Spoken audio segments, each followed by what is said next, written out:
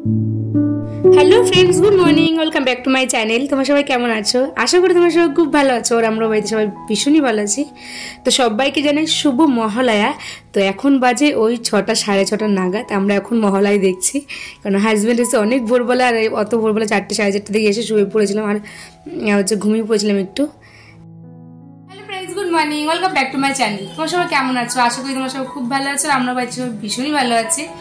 তো সবাইকে শুভ মহালয়া। আর এখন আমরা মহালয়া দেখছি অনেকটা বেলাতে। তো এখন আমি ঘরটা মুছে স্নান করে পুজো দেবো। তো বাবাই এসে ভোরবেলায় বসে গেল একটু ঠাকুরের ফুল আনতে। ঠাকুর মানে ফুল পাইনি, ওই জন্য হচ্ছে মিষ্টি নিচ্ছে ঠাকুরের ভোগের জন্য, আর ফুল পাইনি বলে মারা আমার ফুলটা আনতে গেছে। এদিকে মনার টিভি দেখছে, আর আমিও মহালয়া দেখলাম কিছুটা, বাবাই কোনোরকম একটু দেখলে চলে গেল।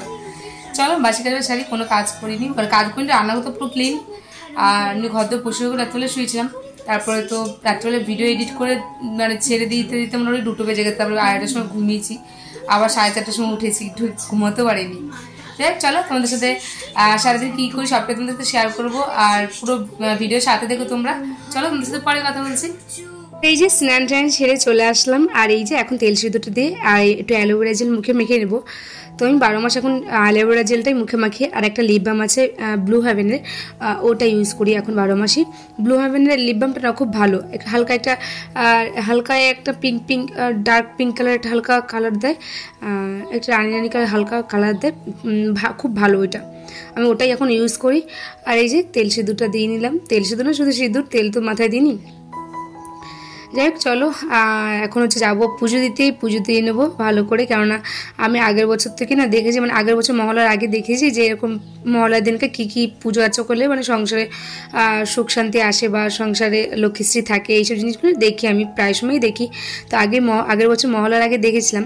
তো তারপর থেকে আমি মহালয়ার দিনটা যেগুলি করা সেগুলি করি, কী করা সেগুলি ওনার সাথে বলবো কী কী করি। তো এখন এই যে পুজো দিনেও ভালো করে ঠাকুরকে এখন হচ্ছে পুজো দিয়ে দেবো। আর সন্ধ্যেবেলাও একটু যখন ঠাকুরকে ধূপ ধুনো দেবো, তখন অনেক মানে তুলসী মঞ্চের সামনে, তারপরে হচ্ছে আমার মেন দুয়ারের সামনে, আমার ঠাকুরের সামনে মাটির প্রদীপে সর্ষের তেল দিয়ে প্রদীপ জ্বালাবো। ওটা হচ্ছে আমি দেখেছি এটা করলে, মহালয়ার দিনকে সন্ধ্যেবেলা করলে ওটা সংসারে সুখ শান্তি আসে বা লক্ষ্মীশ্রী থাকে। তো এদিকে মনা এখনও মহালয়া দেখছে, আর আমি হচ্ছে পুজোটা দিয়ে নিলাম, আর হচ্ছে রান্না করবো। তো আমার হাজব্যান্ড আজকে বললো নিরামিষ রান্না করতে পুরোটাই। তো আমাদের এই বাড়িতে না, শ্বশুর বাড়িতে না নিরামিষ পূজার দিন নিরামিষ সেরকম একটা খায় না। আমাদের পুজোর 5 দিনই হচ্ছে মাছ মাংস এগুলোই চলে। তো তাও আমার হাজব্যান্ড বললো আজকে একটু নিরামিষ করো। তো আমাকে বললো আজ পটল নিয়ে এসেছে, ঘরে অনেক সবজি টবজি নিয়ে এসেছে, পটল নিয়ে এসে অনেক কিছু। তো বললো যে পটল সয়াবিন আলুতে তরকারি করো, আর যা ইচ্ছা করো তুমি। তো আমি ভাবলাম যে উচ্ছে কুমড়া আছে ওটা ভাজো, পটল আলুর তরকারি করবো সয়াবিন দিয়ে। আর হচ্ছে মা ঘরে কতগুলি ঘাটি ছিল, তো মাকে বলেছি মা ঘাটি তরকারি তুমি একটু প্লেন করে রান্না করে নিও, তুমিও একটু নিও, আমাদের একটু দিও। তো ওই যে ঘাটিটা নিয়ে গেছে মা, ঘাটির তরকারি রান্না করে দেবে। এই তো উচ্ছে আলু ভাজা, উচ্ছে কুমড়ো ভাজা, সয়াবিন পটল দিয়ে আলুতে তরকারি, আর গামাখা করে, আর হচ্ছে ঘাটির তরকারি। এইটাই দুপুরবেলায় মেনু আমাদের। কালকে তো আলু পুরি করেছিলাম, আগের ব্লগে দেখেছ যে আলু পুরি করেছিলাম, তো একটু বেশি করে করেছিলাম। হাজব্যান্ড সকালবেলা আসবে জানি, আর আমাদের জন্য সকালবেলা টিফিনটা হয়েছে সেরকম করে করেছিলাম। তো সকালবেলা আলু পুরি আমি মেয়োনিজ দিয়ে খেলাম, ওর বাবা মানে আমার হাজব্যান্ড সস দিয়ে খেলো, চা দিয়ে খেলো, আর আমার মেয়ে সস দিয়ে খেলো, চা দিয়েও খেলো। টিফিনটা আমাদের সকালবেলা সেরে নিলাম, আর এই যে এখন সবজি কাটতে বসে পড়েছি। তো এখানে কাটবো হচ্ছে উচ্ছে কুমড়ো ভাজা তোমাদেরকে বললাম, আর পটল আলু সয়াবিনের তরকারি করবো। তো এই জন্য সবজি আনাজগুলি কেটে নেবো এখন। তো কেটে রান্না বসিয়ে দেবো ওদিকটা। মানে আজ সকালই মানে তাড়াতাড়ি কাজবাজগুলি হয়ে গেছে, রাত্রিবেলা সব কাজ সেরে আমি ঘুমিয়েছিলাম। তো যদি আজকে একটু পুজো আচ্ছার ব্যাপার থাকে, ওই জন্য আগের দিনকে মানে কালকে রাত্রিবেলা একটু কাজ সব এগিয়ে দিয়েছিলাম। ঠাকুরের বাসনটা ধুয়ে রেখেছিলাম, মেজে রেখেছিলাম, যেন আজ সকালবেলা জল ধোয়া করলে হয়ে যায়। তারপরে রান্নাঘরটা পুরো ক্লিন করে রেখেছিলাম, এরকম বালতি থেকে জল এনে রেখেছিলাম খাটের তলে, যেন মানে আমি ঘরটা মুছে নিতে পারি। মানে এই সময়গুলো কিছুটা সেট করেছি, যেন সকালবেলা উঠে আমার বেশি সময়টা না লাগে, তার জন্য। তো ওর জন্য হচ্ছে রাত্রিবেলায় আমি এরকম আমার পরের দিনকে যদি কাজ থাকে না বেশি, তাহলে আমি আগের দিনকে এরকম কাজ করে রাখি। এমনি তো রাত্রিবেলায় আমি রান্নাঘরটা ক্লিন করেই শুই, যেন সকালবেলা উঠে মানে এটা রান্নাঘর দেখলে আমার কাজ করতে ইচ্ছা করে না, এর এনার্জিও থাকে না। যে তোমাদের সাথে গল্প করতে করতে এই যে চলে আসলাম রান্নাঘরে। আর এসে দেখো আমি হচ্ছে সবজিগুলি মানে উচ্ছে কুমড়োটা ভেজে নেওয়ার পর ওই তেল কড়াই ছিল, কড়াইয়ের মধ্যে আমি পটল আলু আর হচ্ছে সয়াবিনটা ভেজে নিয়েছি। তারপরে কড়াইটা ধুয়ে কড়াইতে তেল দিয়ে কালো জিরে ফোড়ন দিয়ে টমেটো দিয়ে দিলাম। আর এখন দেবো জিরা দিয়ে লঙ্কা বাটাটা দিয়ে হচ্ছে মশলাটা কষিয়ে তারপরে হচ্ছে ওই ভাজা সব সবজিগুলো দিয়ে দেবো। তো আমি সয়াবিনটা সবসময় এরকম করে করি, খেতে টেস্ট আসে। অনেক সময় অনেকে আগে মানে প্রথম বিয়ের পর করতাম কি ফোড়নের পরে সবজিগুলি দিয়ে মশলা দিয়ে হচ্ছে রান্না করতাম। আর এখন এগুলি কী করি আলাদা আলাদা করে সবজিগুলো সব ভাজি, তারপরে তুলে নিয়ে মশলা কষিয়ে তারপরে ওটা দিয়ে মানে সবজিগুলো দিয়ে মশলার দিক সাথে আবার কষিয়ে তারপরে জল দিই, গরম জল। খেতে পুরোটাই অন্যরকম হয়, খেতে আরও টেস্ট বেশি হয়। আর একটু মানে ঝোল ফোটানোর সময় একটুখানি না দেওয়ার মধ্যে একটু মিষ্টি দিই।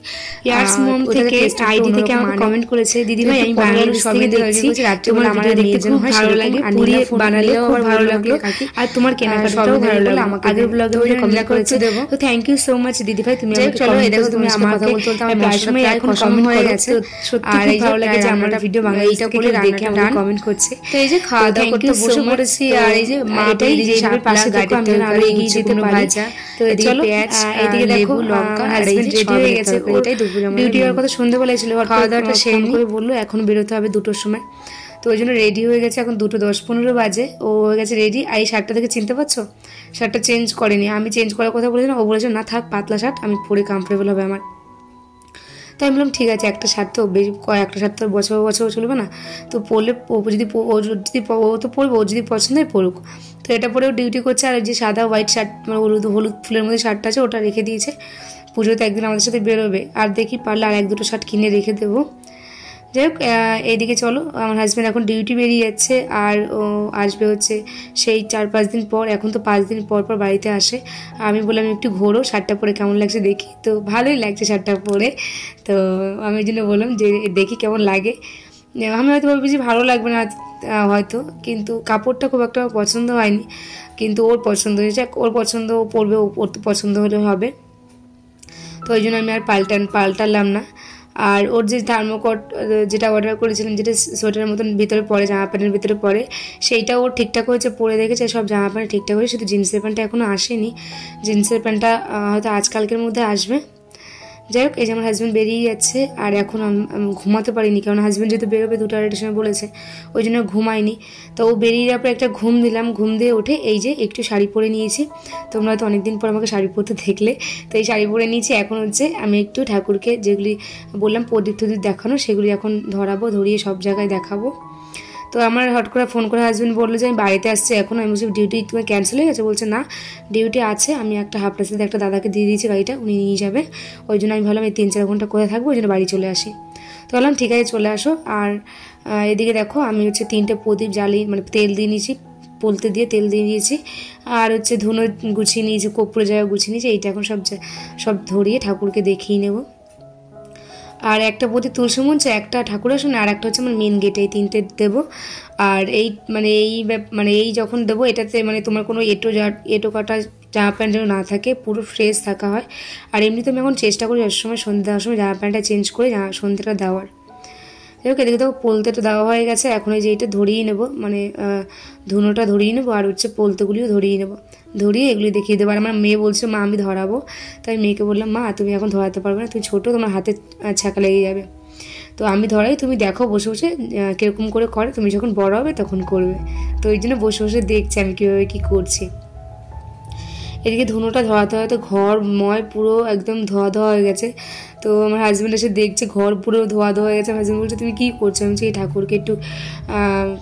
ঠাকুরকে ধূপ দেখাচ্ছি। বলছে ঘর তো পুরো ধোয়া হয়ে গেছে। তাই আমি বললাম অনেকক্ষণ ধরে ধূপটা ধরাচ্ছেন তো ওই জন্য। যাই হোক, আমার হাজব্যান্ড ও ঢুকে গেছে, আর ওই যে বদ্দার সাথেও কথা বলছে, তো ওই জন্য কথা বলুক, আমি সন্ধ্যেটা দিই, তারপরে একটু ওকে চা করে দিয়ে বসবো।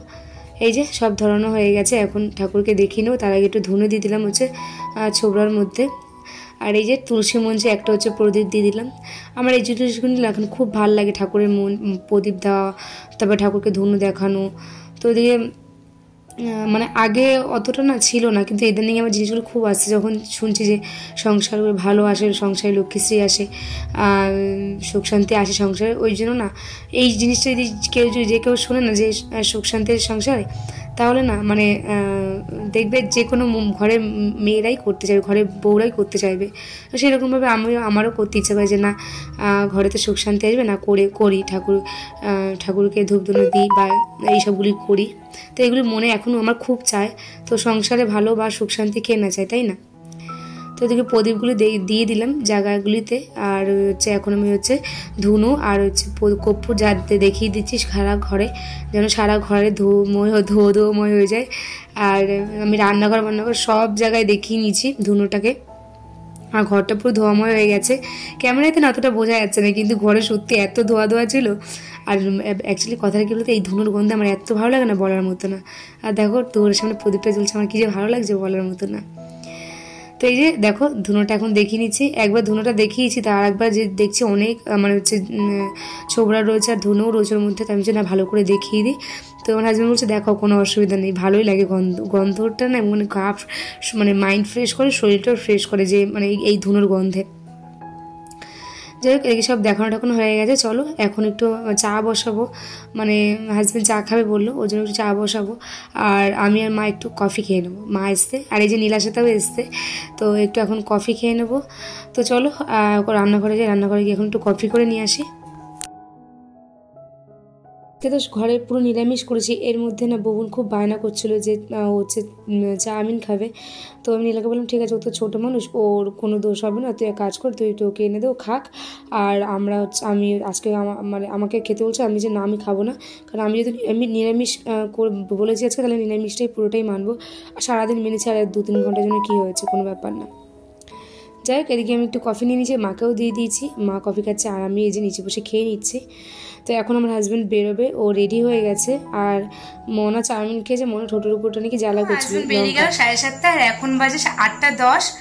আর হচ্ছে ভিডিওটা তাহলে এখানে এন্ড করছি, ভিডিওটা বাড়াবো না, কেননা হচ্ছে আর ভিডিওটা অনেক বড় হয়ে যাবে। তো আর এখন রাত্রিবেলা কোনো কাজও নেই যে তোমাদের সাথে শেয়ার করবো সেরকম। আর চলো রাত্রিবেলা হচ্ছে দুপুরবেলা যে সোয়াবিন তরকারি করছিলাম পটল দিয়ে, আর সবজি ভাজাভুজি আছে, ওটাই আমরা রাত্রিবেলা ডিনার করে নেব। যাই হোক সবাইকে আর একবার জানাই শুভ মহালয়া, সবাই খুব ভালোভাবে কাটাও, পুজো সামনে আসছে, প্রচুর কেনাকাটি করো। এবারও সেরকম, এবার তাও সেরকম সবাই কেনাকাটি খুব একটা করছে না, মডেল ভিড় দেখছি না, তবুও সবাই খুব আনন্দ করো পুজোর সময়। আর চলো সবাই ভালো থেকো, সুস্থ থেকো। ভিডিওটা এখানে এন্ড করছি। আর হ্যাঁ সামনে কিছু এবার আরেকটা কথা তোমাদেরকে বলি, না বললেই নয়, যেরকম আগের বছর থেকে আমি এই যে প্রদীপ জ্বালানোর ব্যাপারটা মহলার দিনকার সন্ধ্যেবেলা, এটা আমি আগের বছর থেকে স্টার্ট করেছি। যাই হোক ওটা করলাম, করার পর হাজব্যান্ড ডিউটি বেরিয়ে গেছে সন্ধ্যেবেলায়, সরি দুপুরবেলায়। তো আবার বিকেলবেলা মানে গাড়ি আর্ধেক কাছে দিয়ে আবার বাড়ি চলে আসলো, এখান থেকে আবার বেরোলো 7:30 দিকে। আর হচ্ছে আমি কিছু কেনাকাটা করে নিই বলতে, মাকে টাকা দিয়ে দিয়েছি হাতে, মানে আমার শাশুড়িমাকে হাতে টাকা দিয়ে দিয়েছি। আর আমার মাকে এখন কিছু একটা দেবো।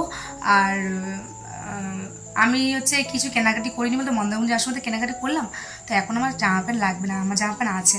আর এখন শুধু বাড়িতে মানে মনাকে স্কুল দিয়ে আসে, নিয়ে আসার জন্য যেগুলো একটা রাফ ইউজ জুতো লাগে সেগুলো একটা কিনবো। তো আমার এই জুতোটা দেখি নিচ থেকে ভেঙে গেছে, মানে ফেটে গেছে পুরো, বাটার জুতোটা 1 বছর হয়ে গেছে, পুরো টানা পড়েছি। কেনাকাটি করিনি, কেননা একটা জিনিস আমি হচ্ছে আনবো এর মধ্যেই, তো ওই জন্য হচ্ছে কিছু কেনাকাটি করিনি। আমি ফাইনালি তোমাদের বললাম কি আনছি, সেটা তোমাদেরকে 2-4 দিন পর বলবো। তো ওই জন্য হচ্ছে আর আমি কেনাকাটি কিছু করিনি, ওটা অনেক বড় একটা অ্যামাউন্টের, ওই জন্য কিছু কেনাকাটি করিনি। যাই হোক কিছু কেনাকাটি করিনি, আমার লাগবেও না কিছু, এটা একটা ব্যাপার আছে। চলো আর ভিডিওটা বাড়ালাম না, আর কি কেনাকাটি হবে সেটা তোমাদের সামনের ব্লগে বলবো। আর যারা এই মতো ভিডিও দেখছো প্লিজ চ্যানেলটি সাবস্ক্রাইব করে পাশে থেকে তোমরা, কেননা তোমাদের সাপোর্ট আমার ভীষণ দরকার। আর একটা কমেন্ট করবো, তোমাদের কমেন্ট আমার ভীষণ আগ্রহ করে যে একটা নেক্সট ব্লগ বানাই বা কিছু। চলো টাটা, সবাই ভালো থেকো, সুস্থ দেখো।